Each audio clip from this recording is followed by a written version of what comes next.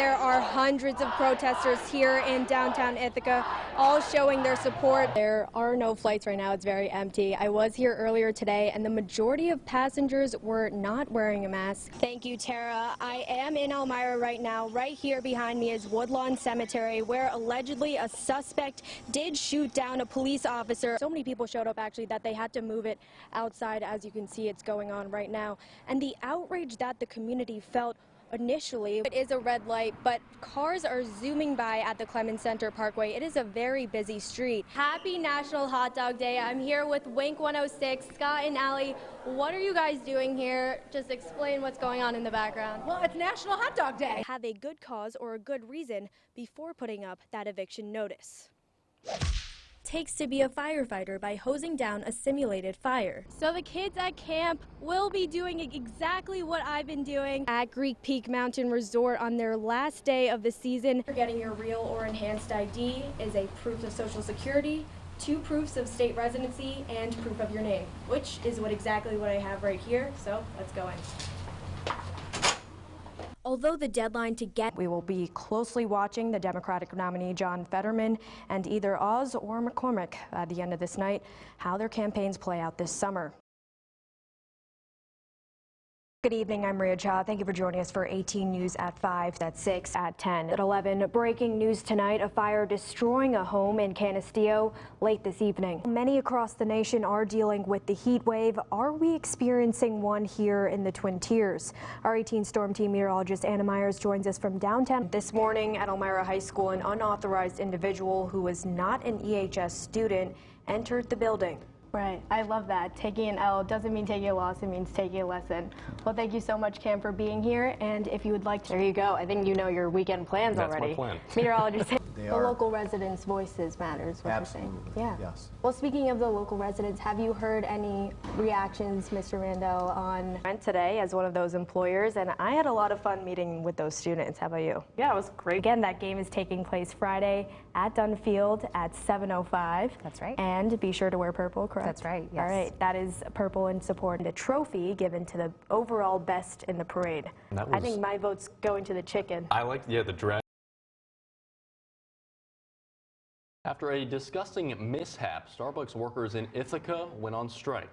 According to the shift supervisor, the workers were being forced to work in unsafe conditions. I went to Ithaca to find out why the baristas are expecting more strikes in the future. 1 week after a triumphant vote to unionize, College Town Starbucks staff arrived to work to not enough staff, an overload of work, and this.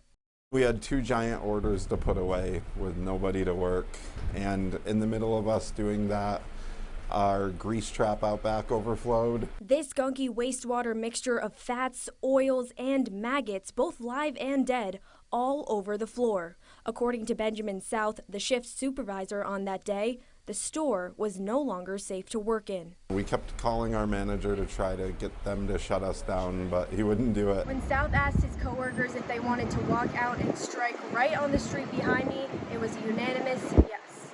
The fact that literally everyone was on board was really amazing. It took a lot of courage to do that and a lot of solidarity for everyone to agree to do that together. Baristas had almost gotten used to working conditions like this, even becoming desensitized to the layer of maggots on top of the grease trap. There were hundreds of dead and some alive maggots sitting on top of it.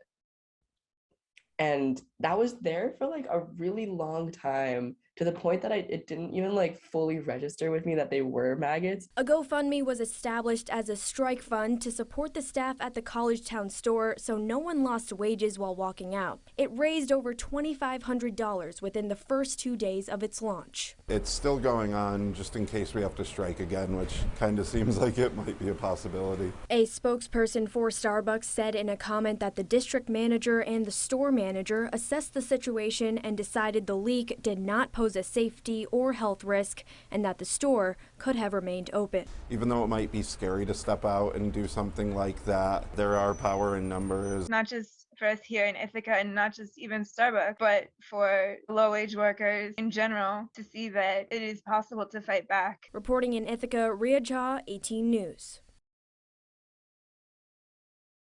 Council member is Tory Kitchen. Where is he tonight? Well, residents of District 5, they are wondering. I scoured the streets of Elmira trying to find out where he is. And late tonight, I actually did find him. Tory Kitchen has not attended an Elmira City Council meeting since July, according to the meeting minutes. Elected officials, you've got to be present to represent the people that elected you. Constituents of his districts are wondering, where is their councilman? They say they feel he's failed to represent them. You have duties to your community. You were chosen for that position, and when you're not doing your job or your due diligence for your community, that's just unfair representation. You know, you just can't do that. You got people that are relying on you. But Kitchen continues to be paid even though he hasn't shown up to work. There's no progress at all if you're just nowhere to be found.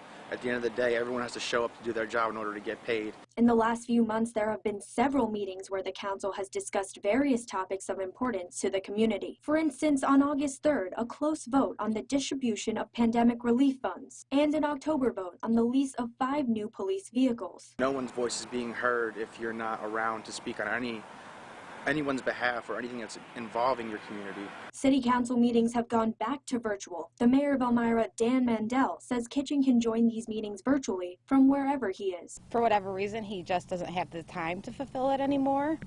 Let people know and take a step back and put somebody in who, wants to be in the position. The mayor also told 18 News that he has had to deal with angry constituents from Kitchen's 5th district. The mayor says there's not much he can do since Kitchen is an elected official. Can't be there for 5 months without going to a single meeting. Yeah, you have no point in being there. 18 News reached out to Kitchen. We emailed him and didn't get a response. We called him multiple times and he didn't pick up. We even showed up to his last known address, and his ex-wife who lives there said she has no idea where he is.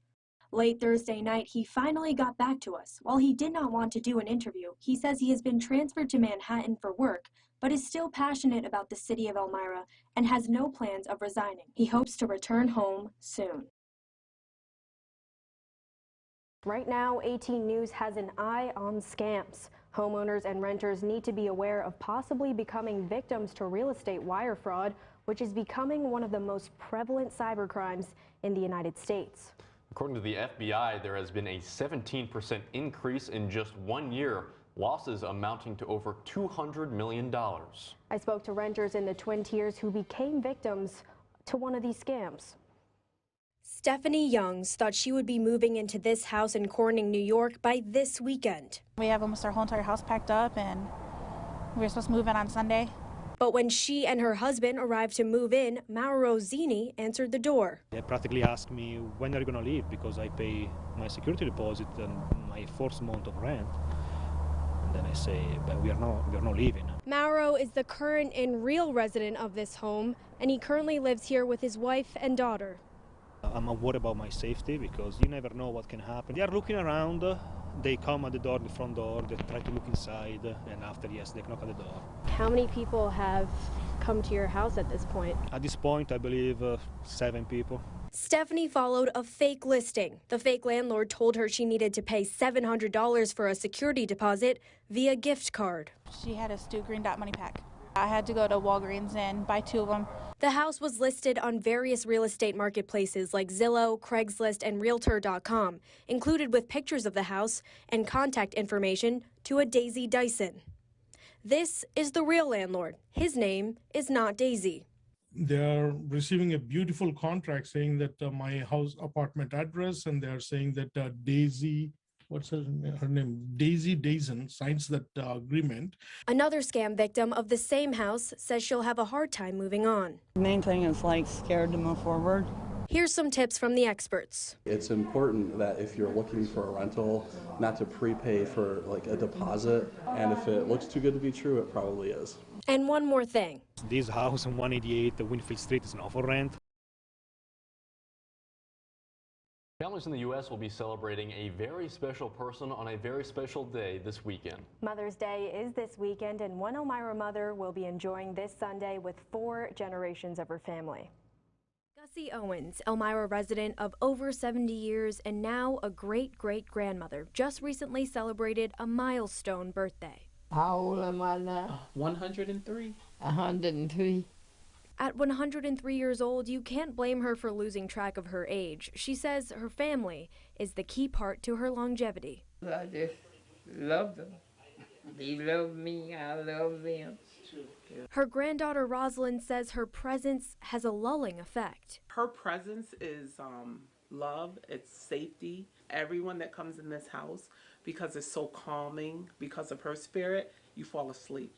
Like, it could be a house full of nothing but her grandkids and everyone's on the floor or on the couch sleeping after eating dinner. Gussie took on the role of mom time and time again when raising her grandkids as well as other children in the area when their parents went off to work. So I was the babysitter. When they were growing up, I kept them so their mother could go do what she had to do. And I enjoyed it. Mm-hmm. Yeah. And they still hang on me. On her birthday this year, City of Elmira Mayor proclaimed the day Mrs. Gussie Collier Owens Day. The proclamation stating, if you're lucky enough to know her, you are forever blessed. I just thank God that she's still here to be with us for another Mother's Day. And I'm very thankful to have her.